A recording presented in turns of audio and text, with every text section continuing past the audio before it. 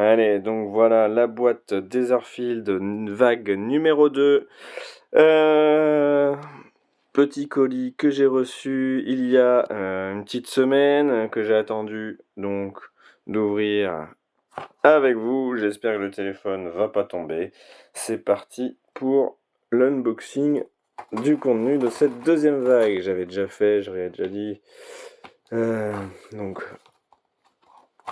l'unboxing, il me semble, à la sortie du Covid, du confinement, il me semble qu'il y avait encore des masques et des histoires de passe vaccinal pour se rendre en association.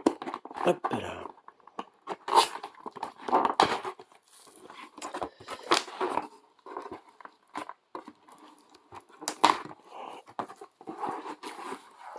Alors, donc normalement en contenu, il y a donc les extensions et de la V2.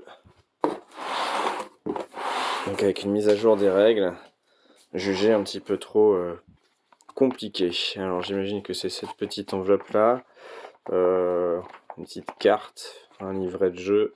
Je laisse ça pour l'instant sur le côté.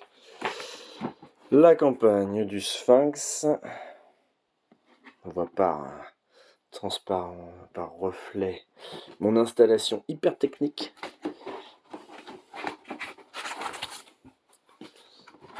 Deuxième campagne, sorcière funéraire. Et la dernière, ça doit être la louve, voilà, c'est ça. Parmi les figurines qui m'ont fait complètement craquer. Donc on va voir ça tout de suite. La campagne de la harpie et de la louve. Donc ça, c'est les récompenses. Donc il doit y avoir 2 campagnes dedans. Je fais une petite pause, le temps d'ouvrir le cellophane de chaque boîte pour qu'on puisse voir l'intérieur. Bien, donc le téléphone a été retiré, on va pouvoir ouvrir les box. Donc je rappelle qu'Etherfield, c'est un jeu un petit peu à campagne, donc avec pas mal de scénarios, d'énigmes à résoudre. Et donc on se balade dans un univers assez onirique. Alors la campagne du Sphinx, il me semble que c'était prévu comme un espèce de labyrinthe. Donc là, on raconte un petit peu l'histoire. Donc c'est très scénarisé. On nous promet plus de 20 heures de jeu, rien que sur cette boîte-là. Alors, j'ai pas commencé le jeu, du coup, au bout d'1 an et demi. Je vais pouvoir le faire avec cette V2. Je l'espère, n'est-ce pas les squigs? Alors voilà, donc c'est parti pour l'ouverture. Alors, normalement, il ne doit pas avoir 36 figurines. On nous dit, attention, ne pas changer l'ordre sans avoir lu le livret de règles. Les scripts des secrets. Donc ici, on a des nouveaux masques. Opulence, joie et dégoût. Donc chaque masque arrive avec une capacité et je crois que donc on peut choisir un masque. Alors je sais pas à quel moment, mais je sais pas si on peut changer en cours de partie ou si c'est un pour toute la campagne ou un par rêve peut-être. Donc qui nous donne une nouvelle capacité. Ça c'est des tokens qui nous donnent des indices, je crois. Il faut repérer ces tokens sur les images et ça nous débloque des secrets. Donc ici, une seule figurine pour ce qui nous intéresse. La figurine du Sphinx. Plutôt jolie. J'avoue ne pas être forcément hyper fan du concept initial. Mais ça reste pas mal. C'est vrai que les bras ils sont assez longs. Le cou aussi est très allongé. Mais bon, c'est fait exprès. Donc on aime ou on n'aime pas. C'est vrai qu'avoir la figurine en vrai dans les mains, j'aime bien. Voilà. Paquet de cartes, on n'y touche pas, sinon on explose le jeu. Ok, donc ça c'est les cartes d'exploration de rêve. On réserve ça pour le jeu. Allez, tac. Deuxième boîte, la sorcière. Ici, donc c'est une campagne encore plus scénarisée puisque donc il y a de mémoire un livre de script avec du coup des réponses de la sorcière certainement en fonction de ce que l'on veut regarder. Alors, voilà. Là, c'est vraiment le livre dont vous êtes le héros. On nous renvoie un livre de paragraphes à chaque fois. Tac. Donc, un nouveau plateau. Ah, plusieurs plateaux. D'accord, super. Des illustrations magnifiques. Dans un univers hyper spécifique.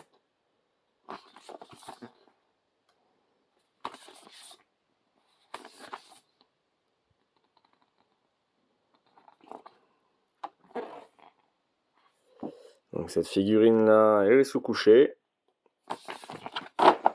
Faudra que je la peigne un jour. Une seule figurine encore pour cette boîte.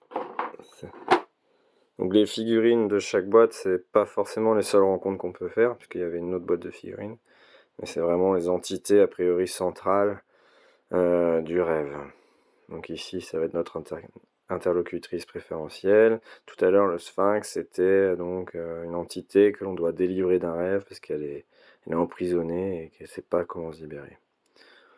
Alors celle-ci, elle est super sympa, vraiment plein de trucs. Le nid, la branche, le bois, la fumée ici. Ouais. Alors par contre là, c'est assez sale. Le collage entre le cou et la tête. Va falloir reboucher ça.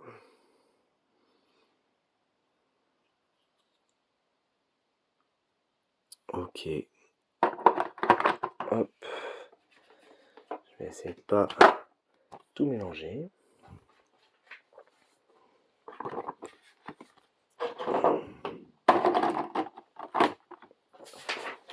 Hop là. Et donc dernière boîte. Avec donc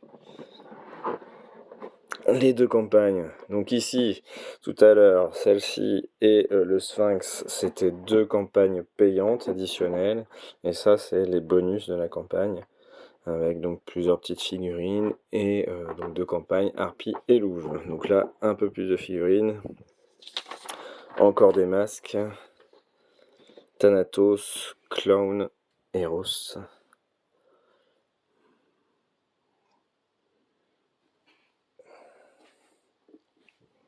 Deux nouveaux tokens. Donc c'est un jeu aussi qui amène pas mal de nouvelles règles en cours de campagne. Donc ça c'est assez particulier, ça rend la lecture des règles assez complexe aussi puisque il y a plein de termes qu'on connaît pas et ça fait appel à des choses qu'on n'a pas encore rencontrées et qui seront clarifiées plus tard en fonction de ce que l'on découvre au fur et à mesure des rêves parcourus. Voilà. Donc un ensemble de cartes certainement très joliment illustré mais qu'on peut pas trop regarder parce que si je mets le désordre ça va pas le faire. Ça ce sont les cartes de rêve à parcourir. Et donc ensuite les figurines. La harpie. Allez, voilà. Pareil, un super design. Assez particulier mais super sympa. De quoi se faire plaisir sur les plumes ou pas. En tout cas, elles sont bien sculptées. Je vois pas d'erreur d'assemblage, un petit peu comme sur la sorcière, trop gênante.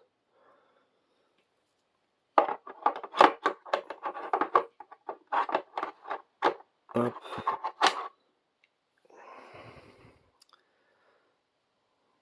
La louve, bien accompagnée.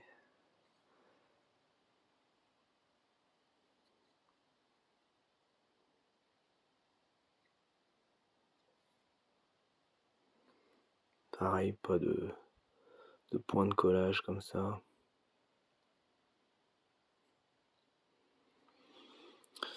Alors j'avais vu qu'il y avait une différence de sculpture par rapport à ce qui était prévu.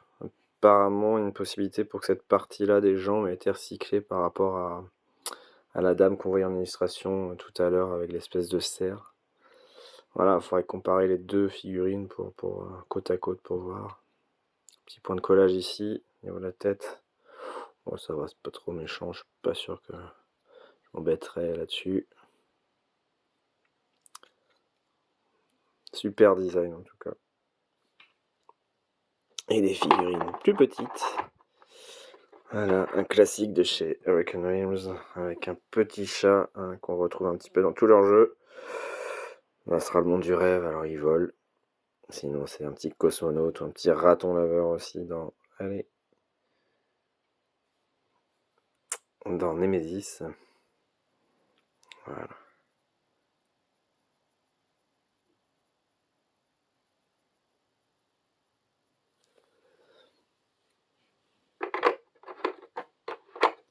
Dernière figurine.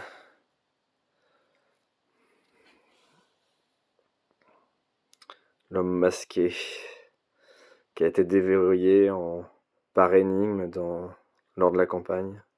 C'est assez sympa comme campagne.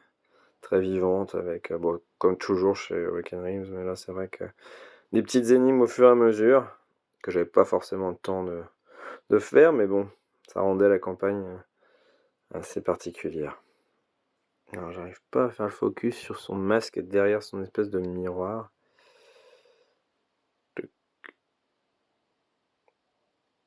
Espèce de tête de chat, mais c'est un masque aussi.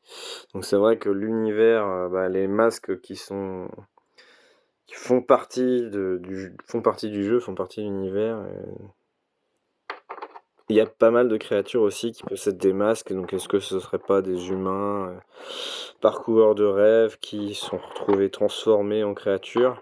Ça, seul le fait d'y jouer nous répondra. Mais voilà pour ce qui est de l'unboxing. Donc j'espère vite pouvoir me replonger dans les règles. Assez fastidieuse à lire encore une fois. Et puis, non, je vais peut-être faire ouvrir la petite enveloppe là pour voir ce que ça donne. Et puis après, ce sera terminé.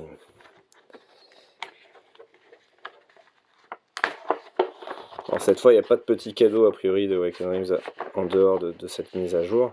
C'est vrai qu'à chaque Kickstarter en général, ils essayent de faire un petit gift. Mais là, c'est une vague 2. Hein. Alors ça doit être des mises à jour de clés, de cartes. Ça, je sais que c'est une carte me semble qu'on parcourt entre des rêves. Et c'est un petit peu le point qui est pénible, justement, c'est l'entre-deux rêves et le système de sauvegarde qui réinitialise certaines ressources, qui faisait que c'était assez fastidieux, justement, jouant plusieurs fois. Donc c'est a priori ça qui est modifié dans cette V2. Donc un nouveau livre de règles. Alors c'est du français, tout traduit. Ça aussi c'est bien chez Awaken Realms. Vous voyez, il y en a partout, c'est écrit en petit. Donc c'était déjà le cas pour le premier livret de règles. Donc ça foisonne et puis ça dit bien derrière, ah bah tiens, vous verrez bien plus tard, il y aura des cartes qui ajouteront de nouvelles règles. Voilà. Hop, fiche de sauvegarde. Il y en a plusieurs, certainement. Une par personnage, classique. Et puis une description d'un nouveau mode, livret de règles, etc. Allez, on se quitte là-dessus. Une bonne journée. Et on espère découvrir ça très bientôt. Allez, salut, à la prochaine pour un nouveau unboxing.